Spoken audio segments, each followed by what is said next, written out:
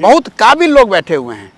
कोई प्रयास आप मुझे बताइए बिहार सरकार ने पिछले 10 साल में किया हो कि साहब नीति आयोग में तो बिहार को नीचे बताया जा रहा है, तो नीतीश जी का जवाब पत्रकारों के साथ क्या था? भाग, उस सबको कुछ आता है, आप कर भी नहीं रहे हैं और दूसरे को कह रहे हैं कि अरे किसी को कुछ आता है।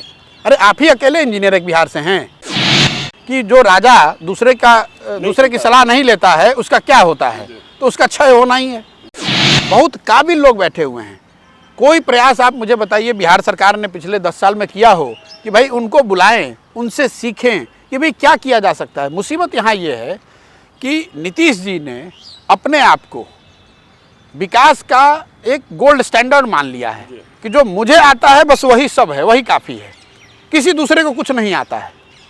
ये दिक्कत है भाई। आप उनसे पूछिए कि साहब नीति आयोग में तो बिहार को नीचे बताया जा रहा है, तो नीतीश जी का जवाब पत्रकारों के साथ क्या था? भाग, उस सबको कुछ आता है। अरे भाई जो डेटा बना रहा है उसको आता नहीं है, जो बाहर के दूसरे राज्य वाले अच्छा कर रहे हैं उनको कुछ आता नहीं है, राज्य के लोग जो बाहर कर रहे हैं उनको कुछ आता नहीं है, तो सिर्फ आप ही को आता है। ठीक है, आप मुख्यमंत्री हैं, सुधार दीजिए सबको। और नहीं सुधारते हैं तो हैव द ह्यूमिलिटी कि भाई हम अकेले नहीं कर पा रहे, 20 लोगों को बुलाते हैं, चर्चा करते हैं, उसका रास्ता बनाते हैं। लोकतंत्र तो ऐसे चलेगा। आप कर भी नहीं रहे हैं और दूसरे को कह रहे हैं कि अरे किसी को कुछ आता है। अरे आप ही अकेले इंजीनियर एक बिहार से हैं। ये जो भावना है, नहीं, मैं इसको बताना चाहता हूँ लोगों को कि भाई नीतीश जी एकमात्र पढ़े लिखे व्यक्ति हैं बिहार के, ऐसी बात नहीं है। ऐसी बात नहीं है कि नीतीश कुमार ही एकमात्र पढ़े लिखे व्यक्ति हैं। बहुत सारे लोग यहाँ इनसे बहुत ज़्यादा पढ़े लिखे और काबिल हैं, उनको आप शामिल तो कीजिए। आप शामिल ही नहीं करते हैं, किसी से सलाह नहीं कीजिएगा। मैं आपको नाम लेके 2500 एग्जाम्पल दे सकता हूँ जो बहुत बड़े पोजीशन में, बहुत बड़े जानकार अपने अपने क्षेत्रों के, जिन्होंने ये कहा है कि भाई हमने किया इनके 15 साल के कार्यकाल में, उनको बताया साहब हम ये कर सकते हैं, इस तरीके से इसको सुधारा जा सकता है।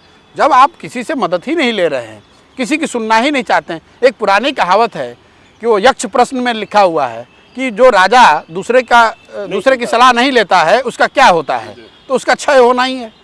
आप राजा हैं, लोकतांत्रिक तरीके से तो राजा ही हैं बिहार के।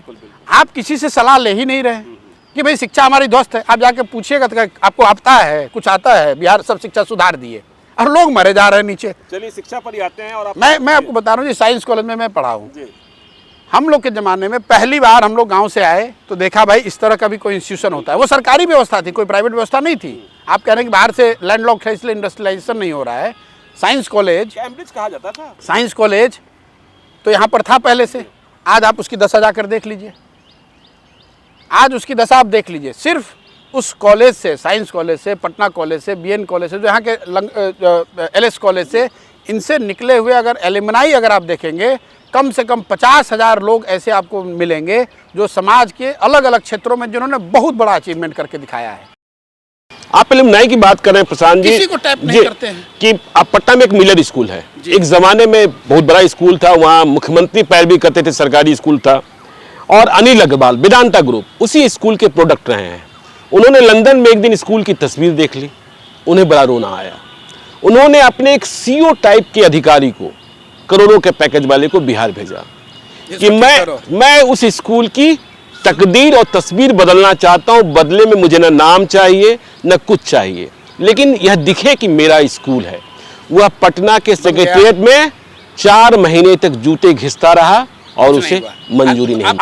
आप अपनी खुद जवाब दे रहे हैं कि भाई ये लैंडलॉक्ड, जातिगत जनगणना, बिहार का विशेष राज्य का दर्जा, ये सब फसाड है जी। ये सब फसाड है।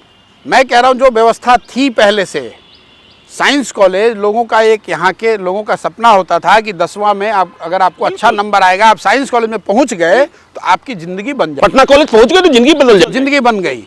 आप वहाँ जाकर देखिए आज स्थिति क्या है।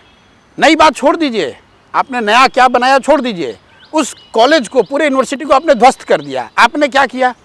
अरे आप पूछिएगा तो बताएंगे कि हम तो सेंट्रल यूनिवर्सिटी के लिए प्रधानमंत्री को रिक्वेस्ट किए, उन्होंने माना नहीं। भाई जब वो अच्छा था तब सेंट्रल यूनिवर्सिटी नहीं था, वो तो राज्य की यूनिवर्सिटी थी। आज उस कॉलेज को जाकर रोना आ रहा है देख के। फिजिक्स डिपार्टमेंट में सीवी रमन ने आज से 50 साल पहले लिखा है, this is one of the best physics lab at this level in whole of East Asia. वो कोई बाहर का आदमी आकर थोड़ी ना बनाया था। चलिए तो यूनिवर्सिटी की आपने बात कर ली, नहीं स्कूलों की भी हालत, आप मिलर स्कूल की बता रहे हैं, हर जिले में कम से कम एक सरकारी स्कूल होता था। मैं खुद सरकारी स्कूल में पढ़ा हुआ हूँ।